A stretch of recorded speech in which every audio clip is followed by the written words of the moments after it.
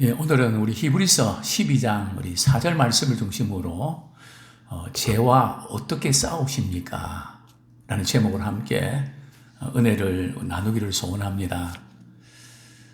죄와 어떻게 싸우는가? 예, 오늘 우리 불렀던 우리 찬양 가운데도 마귀들과 싸울지라, 또 우리 일심으로 싸워 이겨야 된다. 싸움에 대한 그 단어가 많은데 우리는 사람과 싸우는 게 아니라 그 사람에 있는 안에 있는 죄와 싸웁니다. 또 우리 자신에 있는 죄와 우리가 싸우게 되는데요. 그런데 언제부터인가 한국 교회에 우리 죄에 대해 죄 용서받는다는 단어는 많이 들려지는데 죄와 싸운다는 단어는 점점 사라지는, 그래서 죄와 싸워야 된다 하는 말은 조금 생소하게 들리는 감이 없지 않아 있는 것 같습니다. 먼저 우리 히브리서의 주제가 뭔가 하면, 항상 우리가 서신서를 우리가 읽을 때는 그저 구절구절을 읽으면서 내게 주신 은혜도 우리가 사모해야 되지만, 큰 그 서신서를 보낼 때 목적이 있거든요. 저자가, 그 성도들이 이런 문제 때문에, 또 교회가 이런 문제 때문에 참 신앙이 흔들흔들하고 있구나. 그래서 어떻게 하면 신앙을 굳건하게 하는가. 그런 이유가 있단 말이죠. 근데 히브리서가 기록될 당시의 성도들은 로마의 박해 때문에 신앙생활을 계속 한다는 것이 참 어려웠습니다. 뿐만 아니라 그 유대교가 말이죠, 기독교인들을 박해를 합니다. 예수 믿는 것보다 우리 하나님 믿는 것이 진짜지, 예수 믿는 것은 뭐가 문제가 있어, 이러면서 바울을 포함해서 많은 신자들을 핍박을 했죠. 그래서 그들은 내가 신앙을 가져서 이런 일이 생기는가, 이런 갈등이 있었습니다. 그래서 이제 이런 어떤 맥락에서 우리가 오늘 본문을 또 이해를 하셔야 됩니다. 그동안 히브리서 기록될 당시에 성도들은 시험도 잘 이겨냈고요, 고난의 큰 싸움도 잘 견뎌냈습니다. 우리 성경 말씀 우리 한 구절 보겠습니다. 히브리서 10장 32절. 히브리서 10장 32절 우리 같이 한번 읽겠습니다.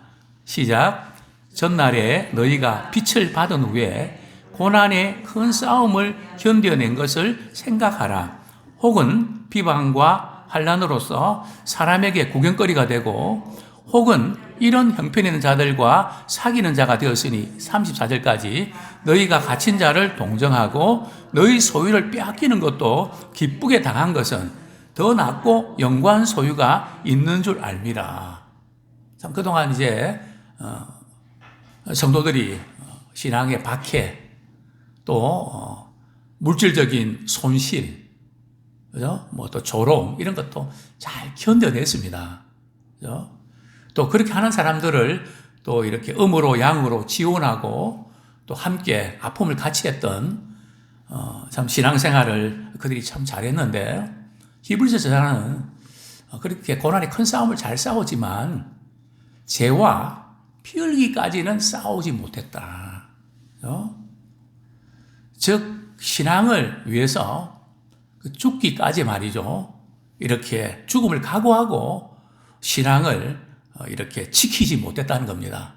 뭔가 나름대로 열심도 내고 하지만 생명 걸고 그렇게 하지는 못했다는 거죠. 아직 이제 순교의 피를 흘리는 아마 그런 일들은 없었다는 겁니다. 마찬가지로 오늘날 이 시대를 살아가는 우리는 어떻습니까? 나름대로 신앙의 열심도 있고 그렇지만 틈틈이 우리에게 고개를 쳐드는 죄의 유혹 앞에서 우리는 피 흘리기까지 싸우는가? 그래서 저는 오늘 세 가지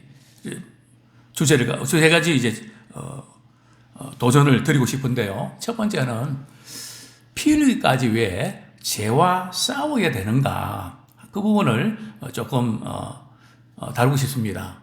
피 흘리기까지 왜 죄와 싸워야 될까? 우리 신앙생활은 하나님 주신 은혜로 우리가 신앙생활 하는데요. 뿐만 아니라 우리 은혜를 힘입기 위해서는 은혜의 반대가 되는 죄와 싸워서 승리를 해야 됩니다. 그죠? 죄에 빠지고 그러면 믿음이 안 생기거든요. 낙심하게 되고 좌절하게 되고 계속 신앙이 침체하게 된다는 거죠. 그래서 히브리서 기록될 당시에 성도들은 말이죠. 여러 가지 주변 어려운 상황 때문에 힘든 것 때문에 그들은 신앙을 포기할 위험이 있기 때문에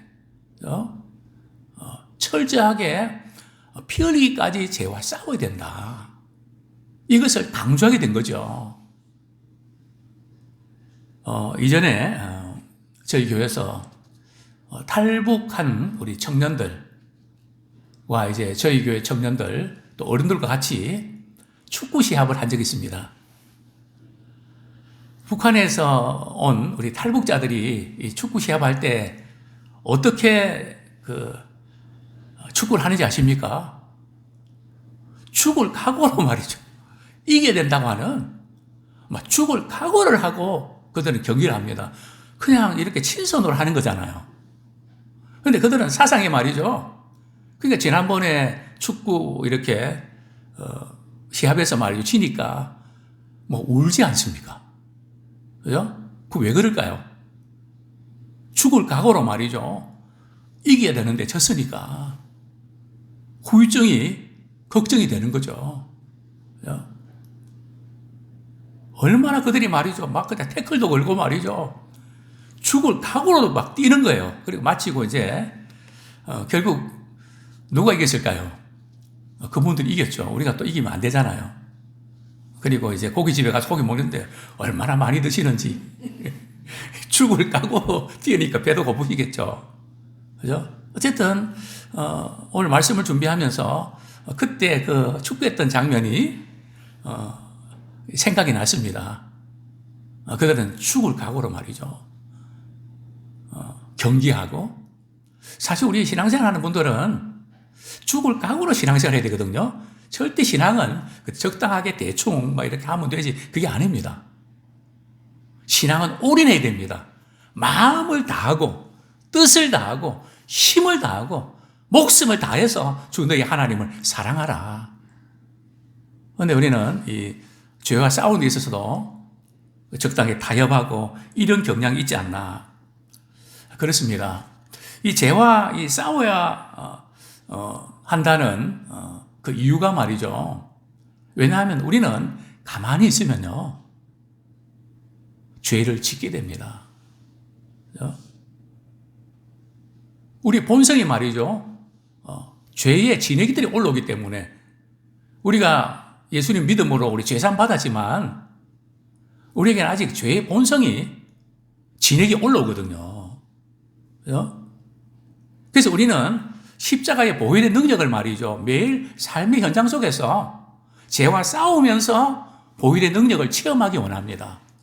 그런데 우리는 다 끝났다고 생각하고 그냥 이 죄가 올라오면 이렇게 생각합니다.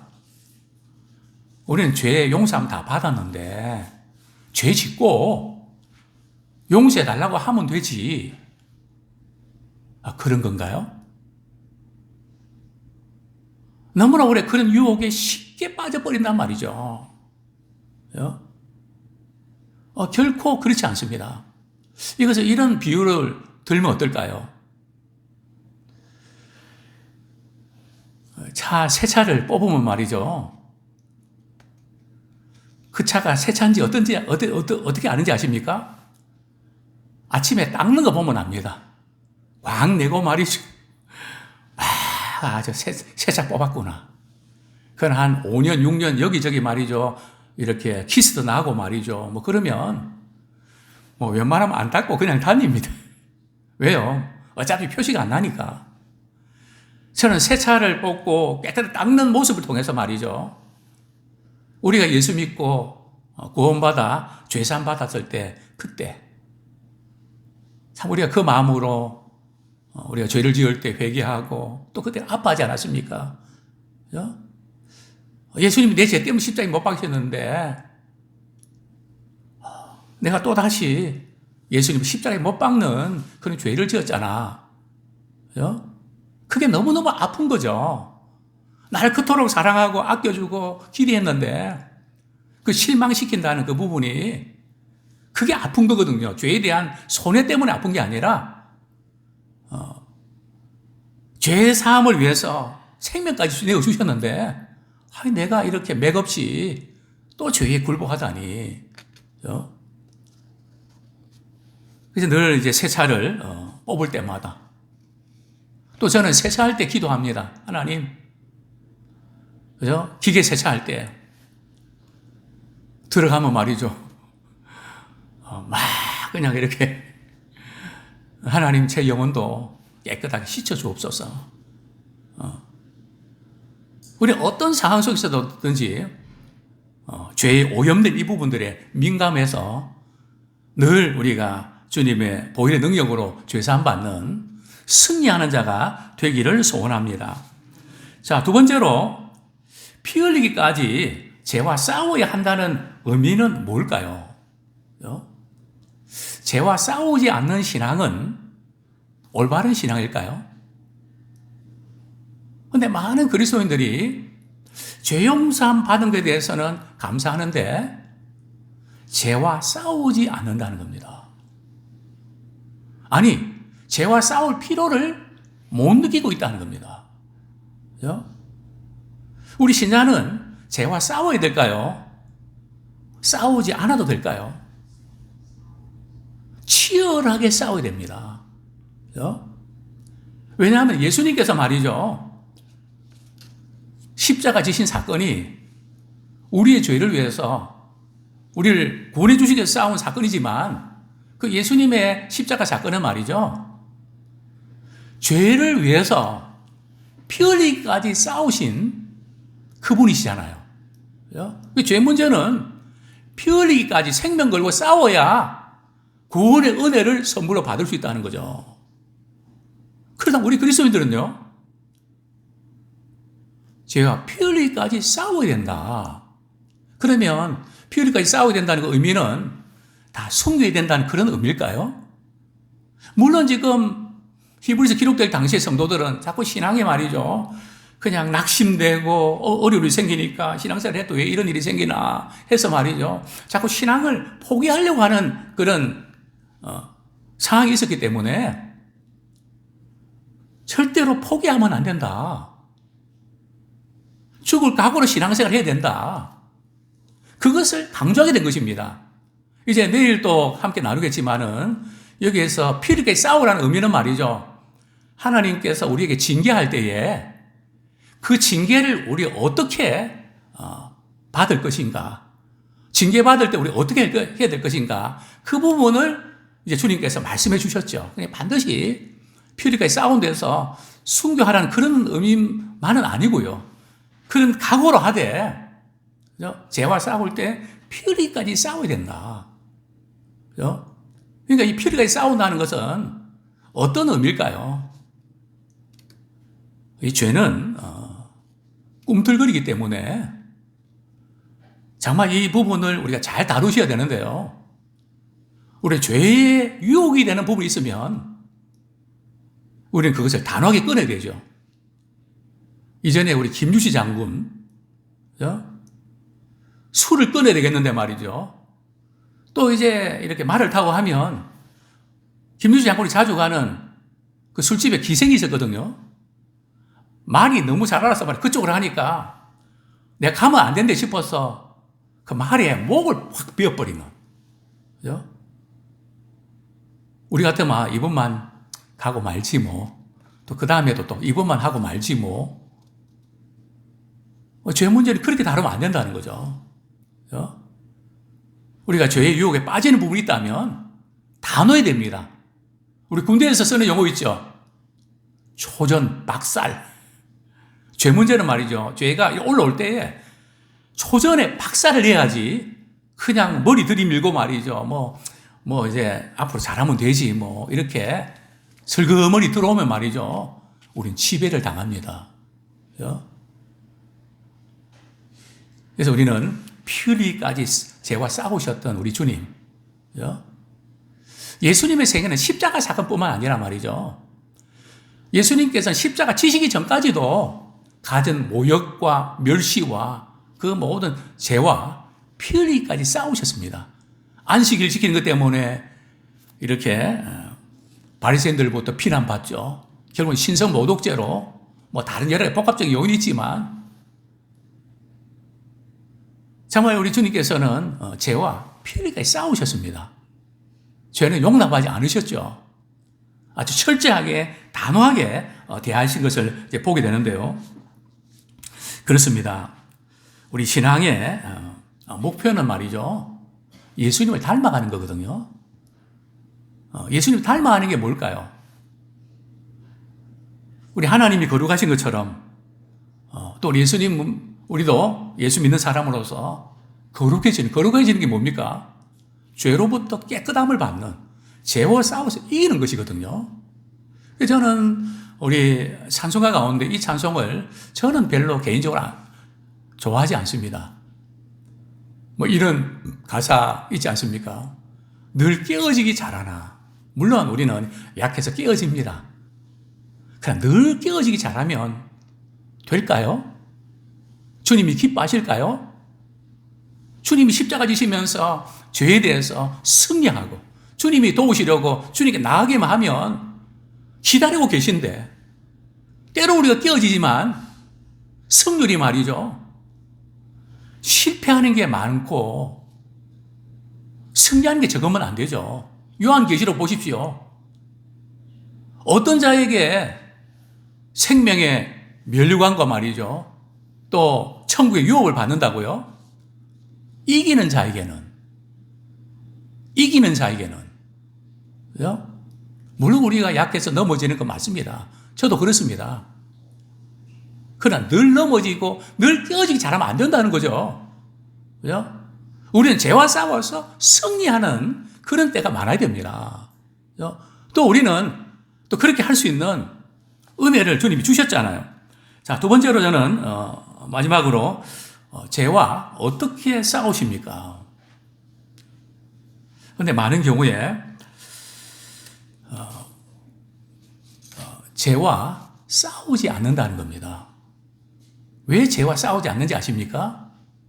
죄와 싸워서 실패한 경험이 있기 때문에 그죠? 죄와 싸우려고 하지 않는다는 거죠. 꼭 죄뿐이겠습니까? 지난번 이제 우리 전체 기도회 가운데 어떤 집사님이 이런 간증 하셨죠. 우리 아이들 키우면서 기도회 계속 간증을 듣는다는 것이 어렵지만 기도하면서 하나님 제가 이 동영상을 보고 계속 예배 드릴 수 있도록 해주세요.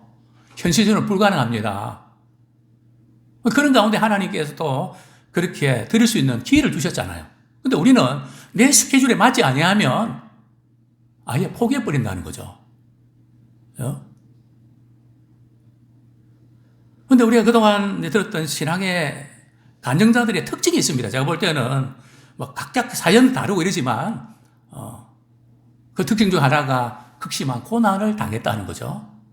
그들 역시 우리처럼 실패했다는 겁니다. 그러나 실패한 경험이 있지만은 어느 순간에 우리 하나님의 은혜를 깨닫고 믿음 안에서 이렇게 주님을 바라보면서 계속해서 그 유혹과 어려운 그 고비들을 말이죠. 믿음으로, 말씀으로 승리하더라는 거죠. 그 공동 특징 아닙니까? 그래서 우리도 우리 간증의 주인공이 되면 좋겠습니다. 여러 가지 시험과 환난이 많지만 우리 힘으로 우리가 싸우는 건 아니지만은 우리는 항상 영적으로 싸우고 있다는 겁니다. 우리의 분노, 혈기, 상처, 쓴뿌리 이런 많은 것들이 올라올 때 거기에 휘둘리지 말고 주께 주신 은혜 안에서 다스리는 자가 되기를 소원합니다. 우리 성경 말씀 우리 한 구절 보겠습니다.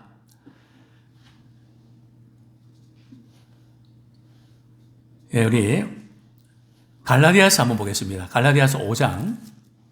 우리가 싸우는데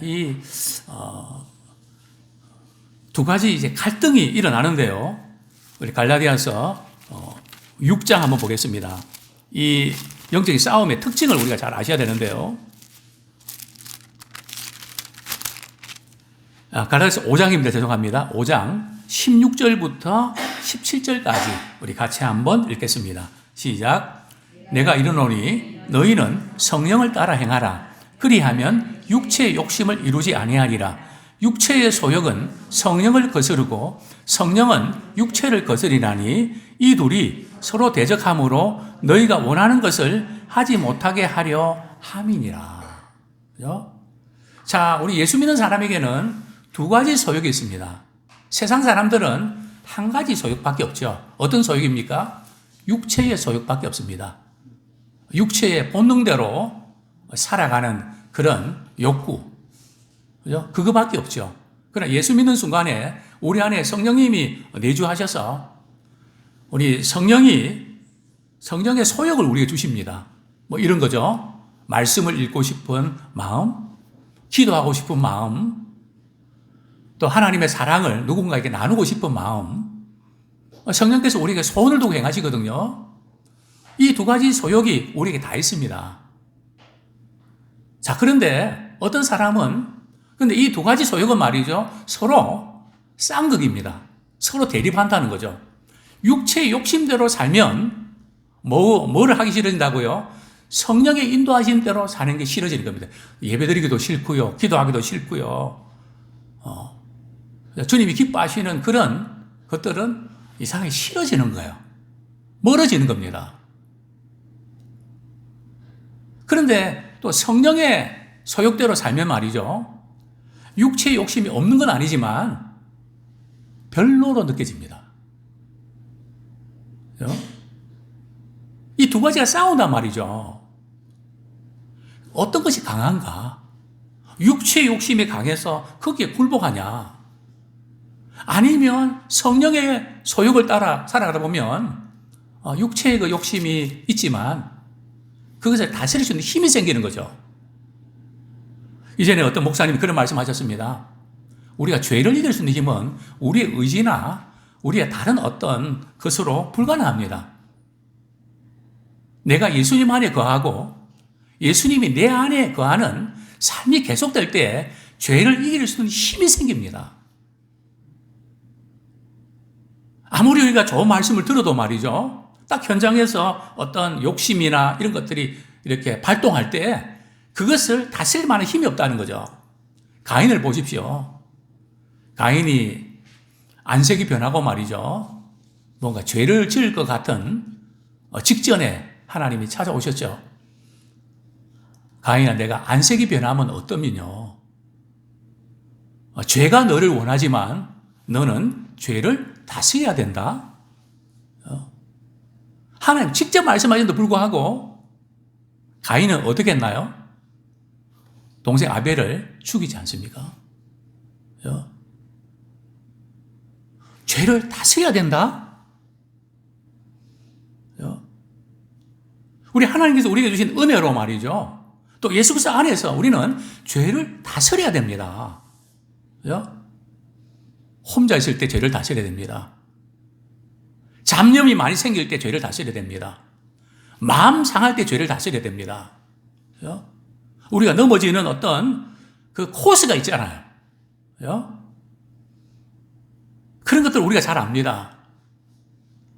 근데 그때마다 우리는 성령의 소욕을 따라 행하면 승리할 수 있는, 죄와 싸워서 승리할 수 있습니다.